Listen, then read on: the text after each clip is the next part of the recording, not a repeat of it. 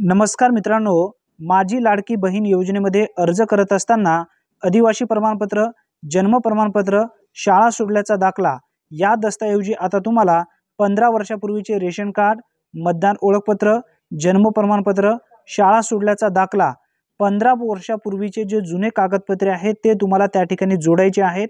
परंतु हे 15 वर्षापूर्वीचे जे जुने रेकॉर्ड आहेत ते कशा पद्धतीने ओळखायची याबद्दलची पूर्ण माहिती आपण या ठिकाणी जाणून घेणार आहोत। सर्वप्रथम आपण रेशन कार्ड समजून घेऊया।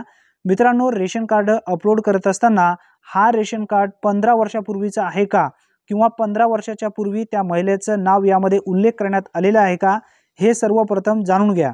ज्या ठिकाणी तहसीलदाराची साइन केलेली असेल त्याच्या खाली जर दिनांक उल्लेख केलेली असेल तर त्या दिनांकाला 15 वर्ष पूर्ण झालेले आहेत का पहा, किंवा त्या रेशन कार्डावरती वरती सुद्धा शिधापत्रक दिनांक जी आहे दिलेली त्याची दिनांक सुद्धा त्या ठिकाणी टाकलेली असेल।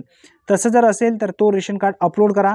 त्यानंतर आता मतदान ओळखपत्र जो आहे मतदान कार्डचा यामध्ये 2009 जो खाली या ठिकाणी रोजी डेट तुमची दिलेली आहे, रोजी वय जो देण्यात आलेला आहे 2009च्या पूर्वी असायला पाहिजे।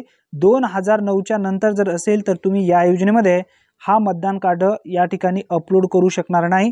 त्यासाठी जुने मतदान कार्ड अपलोड करा, शक्यतो नवीन अपडेटचे करू नका। आता त्यानंतर ग्रामपंचायतींना दिलेला जो जन्म दाखला आहे या जन्म दाखल्यामध्ये जो नमूद केलेली दिनांक आहे जन्म दिनांक म्हणून त्याला जर 15 वर्ष पूर्ण झालेली असतील तर तुम्ही हा जन्म दाखला अपलोड करू शकता।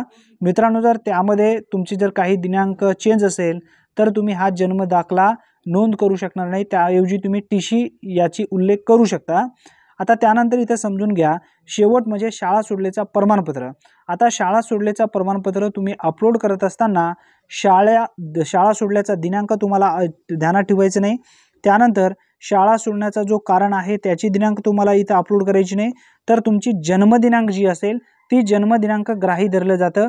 त्यासाठी तुमचं जन्म होऊन 15 वर्ष झालेलं आहे का बघा। जर 15 वर्षापेक्षा जास्त असेल तरच तुम्ही यामध्ये अपलोड करू शकता। 15 वर्षापेक्षा कमी जर असेल तर तुम्ही या योजनेमध्ये अपात्र ठरणार आहात, हे ध्यानात ठेवा। मित्रांनो, अतिशय महत्त्वपूर्ण ही माहिती आहे, जास्तीत जास्त तुमच्या मित्रांपर्यंत नक्की शेअर करा। धन्यवाद, पुन्हा भेटूया, तोपर्यंत जय हिंद, जय महाराष्ट्र।